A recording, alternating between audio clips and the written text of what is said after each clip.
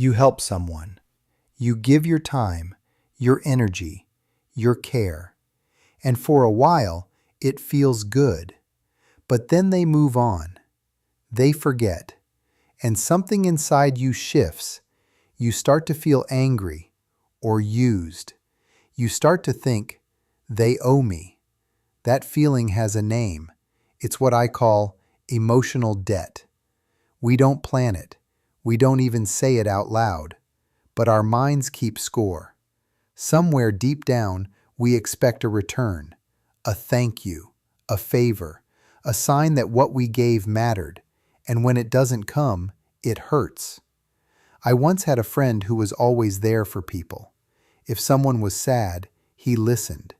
If they needed help, he was the first to show up. But over time, he started to change. He became quiet, bitter. One day he told me, "I don't even want to help people anymore. No one ever helps me back." That hit me because I saw myself in him. I think we've all been there. You give your best to someone, then one day you realize they never saw it the way you did. We call it kindness, but sometimes it's a silent transaction. Your mind takes note. I helped you. You should remember. That's how emotional debt starts to grow. Psychologists call it the rule of reciprocity. When someone gives, we feel the need to give back. It's how humans keep social balance. But the problem is, life doesn't always balance.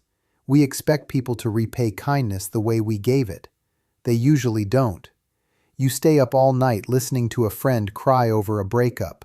A few months later, when you're the one falling apart, they're too busy to pick up the phone. And that's when it hits. That quiet voice that says, "You see? No one ever gives back." What you feel is not just anger. It's loss. You lost the version of yourself who believed that giving always comes back. But here's something you might not notice right away. That pain isn't really about them. It's about your need to be seen, to be valued, to know your effort meant something. And that's where emotional debt traps us. Because we start helping not from love, but from fear. Fear of being unseen. Sometimes we give to feel important. Sometimes we fix people because it makes us feel useful. And when people don't repay that feeling, it exposes what we were really giving for. That's why disappointment cuts so deep. It doesn't just say, "They didn't care." It whispers, "Maybe I don't matter as much as I thought." Let's be honest. Most of us don't want to admit this. We say, "I don't expect anything." But we do. Not always money or favors. Sometimes we just want proof that our care made a difference. And when we don't get that proof, we start keeping emotional accounts. Every act becomes a number. Every silence becomes a debt. But life doesn't keep records. Only we do. The truth is, emotional debt builds from good intentions that went unnoticed. We help people when they need it, but the moment they move on, we feel left behind. And yet, think about it.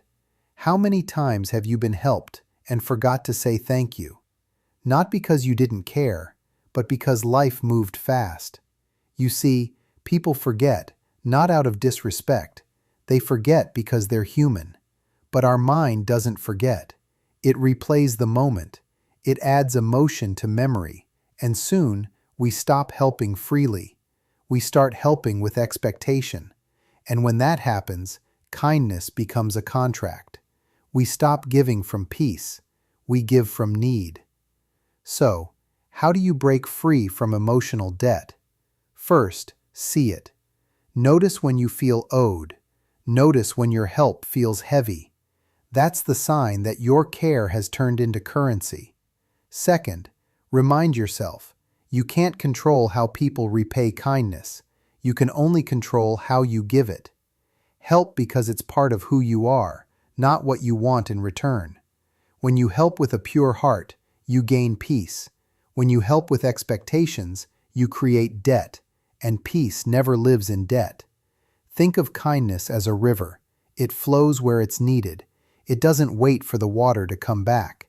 If you gave from love, then your act is already complete. I remember helping someone once. They were lost, jobless, and scared. I spent hours guiding them. Months later, they landed a great job. They never called, no message, no thanks. At first, I felt angry. Then I realized something. What they owed me wasn't gratitude, it was growth. And they already paid it by becoming okay again. Sometimes, repayment doesn't come in words. It comes in seeing someone you once helped doing fine without you. Let me say this again. Emotional debt only exists when love becomes a trade, when your care has terms, when you start counting. But when you stop expecting, you free yourself from that invisible scorecard. You don't lose your kindness. You just stop trying to measure it. And maybe that's what real peace is. Not when everyone gives back what you gave, but when you stop keeping track. You helped because it was right in that moment. That's enough. So if someone watching this feels unseen, if you've given and gotten nothing back, know that you're not weak for caring. You just forgot that your value doesn't depend on who remembers.